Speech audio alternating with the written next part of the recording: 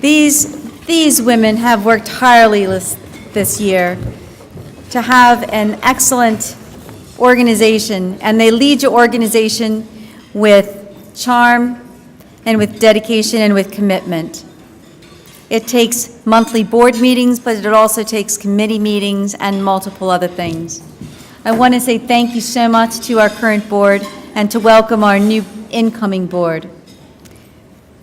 And if I just start on the end, Eliza Chin is our executive director. Samia Osman is our incoming student president. Fatima Faz is our student president. Connie Newman, board of directors. Heather Lisey, our resident president.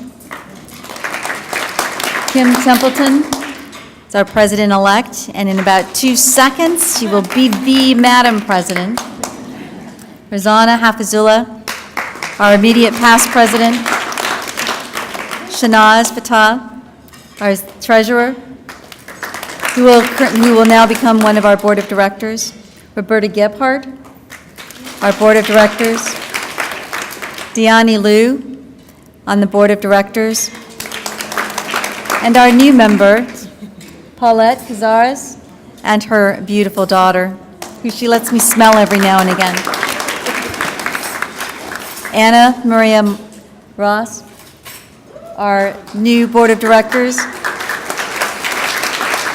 and Suzanne Harrison, who will be our incoming president-elect. Ladies, thank you. And Kim, I'd like you to come.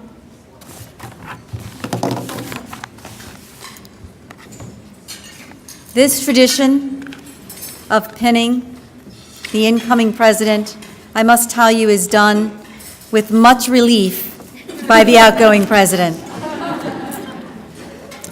With this pin, you join 100, and you become the 102nd president of the American Medical Women's Association. Kim Templeton.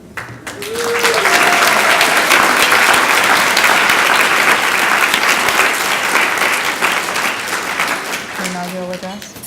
My inaugural address. Well, thank you so much. I really appreciate this honor. Do you have that picture? Okay. We were talking earlier in this meeting, find out and post a picture of the people for whom we do this. This is mine. Her name is Henley. This is my goddaughter. I've learned a lot from Henley, especially things like no matter what you read to her, if you read it in a soothing enough voice, you can put her to sleep. And I swore that as an orthopedic surgeon, with the things I was reading her first words would either be osteoclast or osteoblast, but no such luck. I tried. So thank you. So I'd like to thank my friends and family that allowed me to get to this great honor. I thank AMWA for the honor of being the new president. I've been involved with a variety of other organizations, and I'd like to thank all of them for the opportunity to work with them to develop leadership skills and hopefully to help move the needle. In retrospect, I feel as though many things that have happened in my career have led me to this point of becoming president of AMWA and addressing issues of sex and gender in medicine and the issues of women in medicine. I think I first became aware of the issues of gender at a very early age. One of our previous speakers mentioned some of the previous women leaders and mentioned Billie Jean King. I played tennis growing up. She was one of my idols. But I remember when I was younger in the Battle of the Sexes. Do you remember when she played Bobby Riggs? I was still in the nursery then. I was not aware. No, I was in elementary school during that. And that was the first time that I became aware that there was an issue.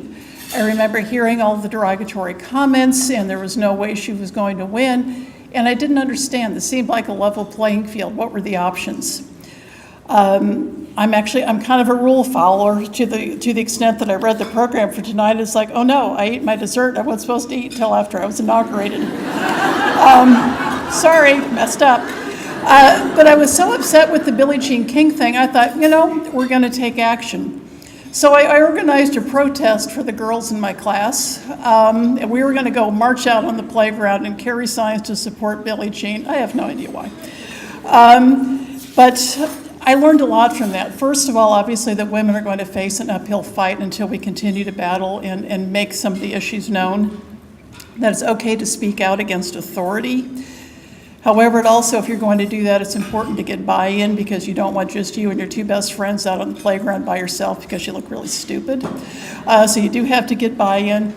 And I guess from a small point, I made posters for this, which I found when I was cleaning up my parents' house after they passed away, and I'd forgotten that I'd taken all of the sequins off of my dance costumes to decorate the poster. So I guess the other teaching point is no matter how hard the battle, there's no reason not to have appropriate bling. So even as the old crotchety surgeons, I think we referred to earlier today, I still wear jewelry in the operating room. I guess another experience is being a woman in orthopedics. I was the first woman in our training program in Chicago, and actually a woman had started the general surgery program in the same year, so we were the first two women in surgery of any kind in the training program. That presented a whole lot of challenges, and this is not the forum to discuss those, but it was interesting. But as I mentioned earlier today, my nickname as an intern, almost as soon as I started, was Commander. I have no relationship to the military, but I did like to make sure that things were being done. But in hindsight, it was really said in a derogatory fashion, as though being a leader as a woman in this field, being the only woman around as a resident, was somehow a bad thing. But actually, I sort of took that as a badge of honor that they see that I am actually trying to lead and affect change. Since then, I've continued to remain, obviously, a minority in the field. Orthopedics is approximately 4% women. We're about 12% of the residency population. But I've taken that on as a challenge to try to raise awareness of the issues of sex and gender in a variety of musculoskeletal health conditions, but also raise awareness of the different issues that women in orthopedic surgery face, as all women in all medical careers face. Understanding that, yes, there are some conscious biases, but we've really moved into an age of unconscious bias. There are a lot of blind spots. When I go into national committee meetings in orthopedics and I'm the only woman, I'm also the only woman around the table that sees that I'm the only woman, because there is a blind spot. People are used to seeing what they're used to seeing. They don't see what they don't anticipate. Or as Anais Nin said, we don't see things as they are, we see them as we are. And so I try to take that on and highlight what some of the issues are and what we can do. Many issues, obviously, that all physicians face, but some are specifically ones that are faced by women. Over the next year, probably though, the word you're going to hear me say the most is collaboration. I'm a big believer in collaboration. We can't continue to have silos in medicine because we don't get anywhere. So just as we're continuing to try to break down silos in terms of training and clinical care, my hope is to break down silos when it comes to organizations.